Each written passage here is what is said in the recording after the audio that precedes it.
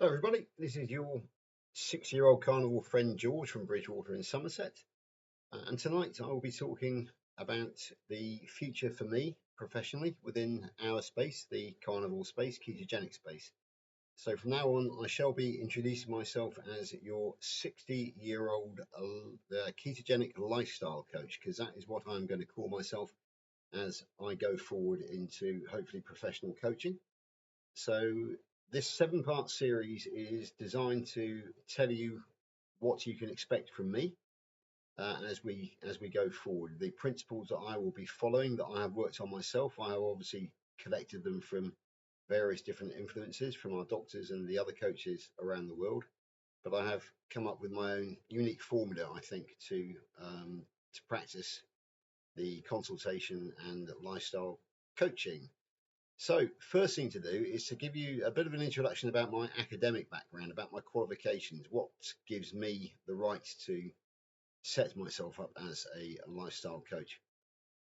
So, here in the UK, back in my day, back in 1981, it's a long time ago now, when I was 15 years of age, just about to turn 16, I had to sit a set of exams known as O levels, General Certificate of Education Ordinary Levels. They're long since defunct. They have been replaced by the General Certificate of Secondary Education. Those of us who sat O levels still like to believe that they were tougher than the the current set, but that is a subjective matter for opinion. We just us oldies. We like to think life was better back in those days, or tougher actually, I should say, really. So my qualifications at O level were English language with an A, English literature with a B, history with a B, and the rest were all C's, which was mathematics, French, biology, food and nutrition, and yeah, that was it. Sorry. So yeah, just to recap, I've got English language, English literature, mathematics, French, biology, history, and food and nutrition. That was at O level, and then 2 years later, the age of 17, going into 18, I took the advanced levels. Um, at the time, I was not exactly a very good student, because I knew that I wanted to be a soldier when I grew up, which of course is not true, because you don't actually start growing up until you stop being a soldier at the age of 40.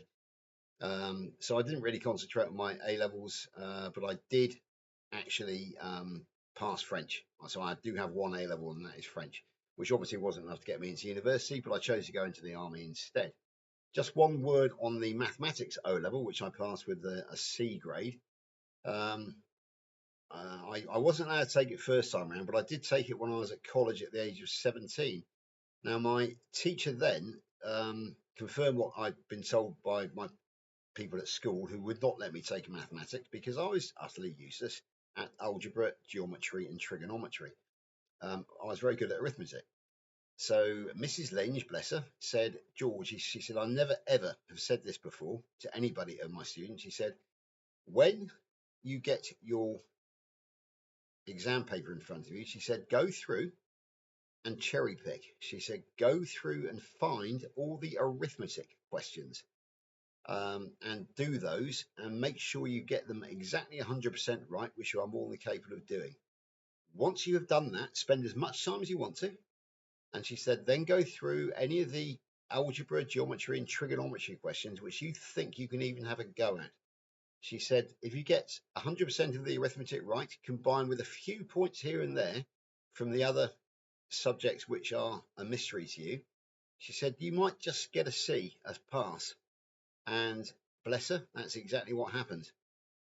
And actually, I was able to bump into her in town after I got my results, and I did thank her that her prediction came true. She said, "Yep, you've now got your mathematics O level, so that is a big help in life." And indeed, it has been, because a lot of jobs as you go through life do require mathematics and English at a basic level, the ordinary level.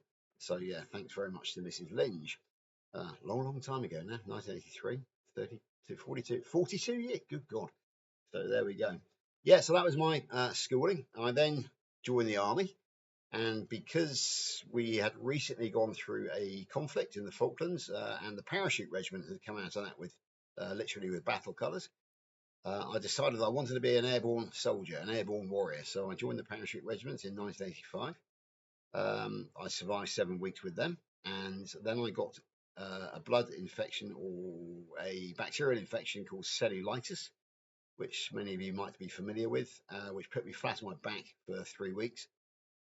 So obviously I could not continue training with my boot camp, my basic training platoon, 509 platoon, Depot of the Parachute Regiment and Airborne Forces. So whilst I was hospitalised, the personnel selection officer looked at my records, discovered I had that French A level, and decided that I would be better employed as a linguist elsewhere. So he taught me out of the parachute regiment and into the world of intelligence, where they sent me off to be an Arabic linguist in the intelligence corps. So I spent 52 weeks under the care of the army learning Arabic in a classroom, and also learning a bit about the Middle East politics, because that's where I would specialise. I went out to the Middle East for a year, I think, and then returned to the unit to do another 24 weeks in the classroom, which got me the qualification of translator class 1, so a T1 linguist. So I am qualified to translate Arabic from either written or spoken, but I'm not an interpreter, which means I cannot do simultaneous interpretation between English and Arabic speakers. That is another qualification which I didn't actually get. So that was, and then I left the army in '93 and didn't really do a lot more academic work for. So, well, no, wrong. Actually, I went to university. I went to Exeter University to study Arabic and Islamic studies. But after 2 years, my mental health was not good, and I was drinking far too much and drank myself out of funds. I was doing very well on the course, but unfortunately, yeah, life got in the way, and I left and took a menial job while I got my head together and got my financial situation back together again. So yeah, I did do 2 years at university, as well as what we've actually just spoken about. But later on in life, I decided to go down the route of security. Obviously, being an ex-soldier and a Middle East expert, and then the government brought in the Security Industry Authority here in the UK, which has been a complete disaster, and it's driven a lot of ex-soldiers like myself out of the trade, because basically the license is expensive, not worth it, and it's only minimum wage, and it has attracted an awful lot of the wrong sort of people into the trade. But I was a Security Industry Authority badged security type guard, basically. At the same time, I also became a qualified security dog handler. I had a fantastic German Shepherd, great big hairy brute called Max. He was a reject from the army, from Melton Mowbray, where the Royal Army Veterinary Corps are based, on account of the fact he was too mild-mannered. He was a lovely boy. He was very impressive looking, and he used to really, really enjoy the game, which was when you actually when a baddie had the sleeve on the arm, and he knew it was a game, and he used to go and grab the sleeve and wrestle and have great fun. But it was, I say, there wasn't an ounce of aggression in him really. It was just a game to him. But the advantage with Max was that basically he was such a big hairy brute that anybody who even thought about approaching me with a malice would have thought twice about it, having looked at Max. Oh yeah, great, happy memories. Yeah, so in 2004, I decided to try and get away from security. So I went and took a 5-week course as a teacher of English to speakers of other languages in adult education, and I qualified, no problems at all. And that was under the Trinity College London certificate. And it was done at the In Lingua Language Centre in Cheltenham in Gloucestershire in England, and they awarded me a B for my performance over the course.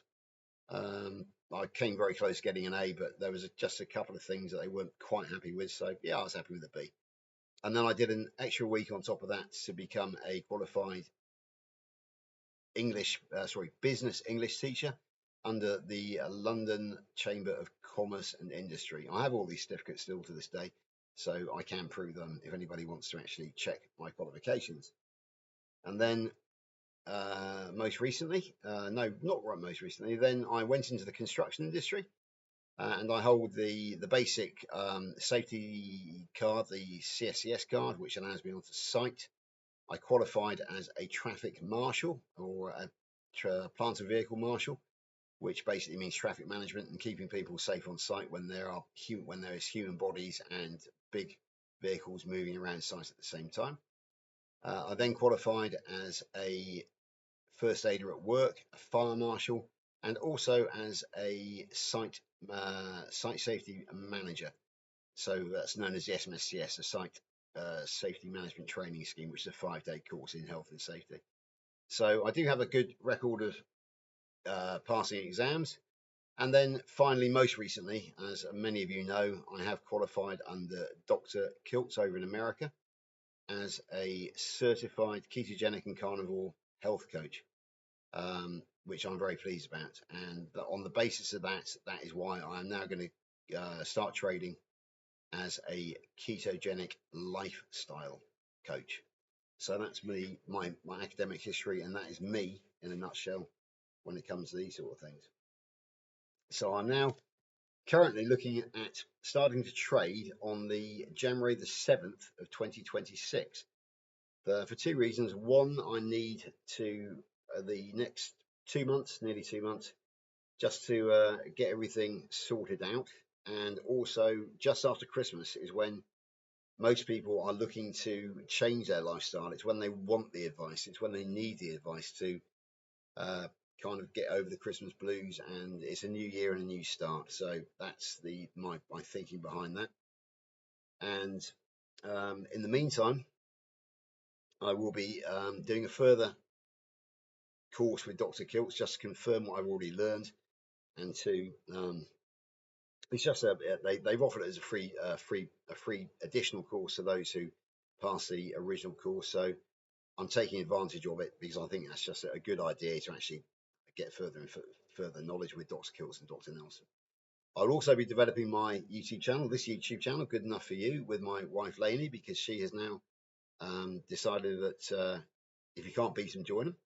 So instead of competing for my time with my carnivore activities, Lainey has now very much adopted the carnivore community as her international family, as she calls it. And so she will be helping me with this channel. As many of you will know, she will be producing her own content on this channel, her own cancer journey. She did her first one the other day. It went down very, very well. So yeah, we will be sharing this channel, but for the moment I've commandeered it so I can do a 7-part series on what I'm going to be doing. Sometime in December, I will be setting up a limited company, as we call it in this country, which is a limited liability company, as I think my friends in America call it. So you'll be familiar with that, which again we'll hope to launch on the 7th of January of 2026. I am getting some help from a very good business acquaintance of mine called Caroline, and I have also notified my long-standing accountant, with whom I have traded over the years when I've had a bit of self-employment from the construction industry. So we're ready to go. So this series of 7 is about what I will be offering, what is my unique selling point, what makes me different, not necessarily different, but what makes me a desirable coach. So this series will be split down, so there'll be a further 6 after this. The next one which I'll be making will be my own story of the fall and rise, if you like, of George Goodenough. I think some of you may remember the brilliant program from the 70s called The Fall and Rise of Reginald Perrin. It will be how I descended into metabolic dysfunction, how I became a type 2 diabetic and morbidly obese, and then it will be how I turned my life around to the point now where I sit in front of you as a irritatingly healthy and happy ketogenic lifestyle coach. The third one will be one which I don't hear much of in the community. It will be basically, what is ketogenesis? What is carnivore? And this is where my ability as an English linguist comes in, English language specialist, etymologist, if you like, the history of words. We will be looking at what is ketogenesis, the history of it, what is carnivore, what does the word carnivore actually mean, we will be looking at different types of carnivore, and we will be looking at alternative words for it, because basically carnivore has a connotation which can be putting off to people because it sounds a bit cavemanish, a bit like male dominated, a bit sort of macho. However, those of us within the family, the community, the international global community, know that this is far from the case, because the anecdotal evidence from people like Dave Mack and my own experience of who I've dealt with in the community suggests that actually the driving force behind the international carnivore family is very female, is very much female. I have got far more female carnivore friends than I do have male friends. So that is an interesting mistake that people make when they look at the carnivore. They look at Sean Baker and Dr. Anthony Chaffee, for example, and they are prime specimens of the male human being, and they may come over as a bit macho.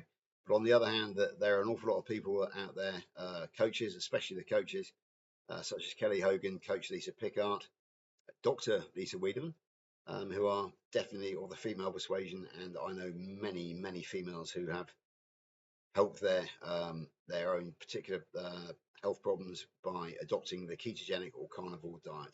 So we'll look at that. And then we will go into a series of 4, which will be my 4 pillars of carnivore or keto. I did originally have 3, but my recent training has made me, and my recent experience has made me add a 4th. The original 3 were the why, have a very strong why, the why that makes you cry, as Lisa Wiedemann said, tells us of. The second one, which I had, was research, because I have done thousands and thousands and thousands of hours of research, both on websites and on YouTube. And that basically has molded me into what is sitting before you today. And of course, that has been formalized by the courtesy of Dr. Kiltz and Dr. Nelson in the form of a certificated 13-week course. Finally, it is community. Sorry, not finally, but the third one, the third pillar which I used to rely on, was community. And we will look at the importance of community, how to build it, and why it matters. Because to me, it matters immensely. It is the driving force. It makes me want to get up in the morning and come and speak to you, and to get online and to meet my friends. Back in the days when I was an alcoholic, I used to go meet my friends down the pub once or twice a week. Now I meet my friends around the world daily here on YouTube. So it's totally different. And the one which I've added in, which will come after the why, because I actually have put it up the ranks, if you like, of the importance, is mindset. Because in order to succeed on this way of life, you have to unlearn everything that we've been taught about nutrition, because it is all based on a lie. And it's incredibly difficult to actually change your mindset, your approach towards nutrition and life in general, because we have been used to being told what is right for us by the establishment, the nanny state, if you want to call it that, and we have swallowed it hook, line, and sinker, and it has left us in a mess. So I had to massively change my mindset. I had to stop trusting them for a start. I've always been moderately anti-establishment, but I've never thought to question the medical establishment before, until such time as they failed me badly. And thankfully, one nurse within the medical establishment actually broke ranks and told me the truth.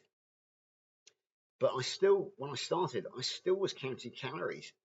Now, calories is a very controversial subject within this space, but I am of the belief that what we do is driven by hormones. In other words, it's an endocrinal system versus an energy in, energy out. But people are entitled to their own opinion on that, and I do respect some very good coaches out there who still believe in the calorie theory, the law of thermodynamics. We will look at that, for example. And then also, I had real trouble getting away from the belief that fiber was necessary for gut motility.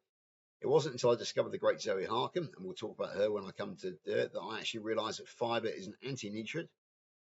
It causes massive damage to your gut, and I got rid of it basically with very good success rate. Also, we've been told that vegetables are necessary and good for us because they contain nutrients. What they didn't tell us is that they contain masses of plant toxins, and also they are virtually indigestible. They have to go to the colon in order to be fermented into short chain fatty acids. There is some benefit of that, but it's a lot better to actually get your fatty acids from fatty meat and animal fats than it is to uh, actually eat the fiber, because that overworks your colon and also creates IBS, irritable bowel syndrome, and in extreme cases, IBD, irritable bowel disease, such as ulcerative colitis, diverticulitis, and Crohn's disease. And people have lost their colon because of it, including a great friend of mine. So yeah, mindset is something which is very, very difficult to change, to actually stop believing the lies that we have been told and finding the truth through your own direction, to become the captain of your own ship. Basically, to stop following the herd, as Dr. Kills would say, or the flock. Stop being the sheep, hiding in amongst the flock, and become the lion who actually breaks away from the flock and becomes the master of his or her own destiny. So that is that's what I will be offering over the as a ketogenic lifestyle coach, which will be from January onwards. So if you're interested in hearing what I've just outlined, then there will be another 6 of these. There may be an outro at the end as well. There may be a sort of summary at the end. I haven't yet decided. We'll see how it goes. But in the meantime, I'm going to end this, and I will look forward to doing the next one. Well, I say there'll be another 6, so over the next 10 days, hopefully, as I can fit them in. But it won't be any longer than that. And I look forward to getting some feedback from you, some criticism, whatever you wish. Anyway, so it's bye for now.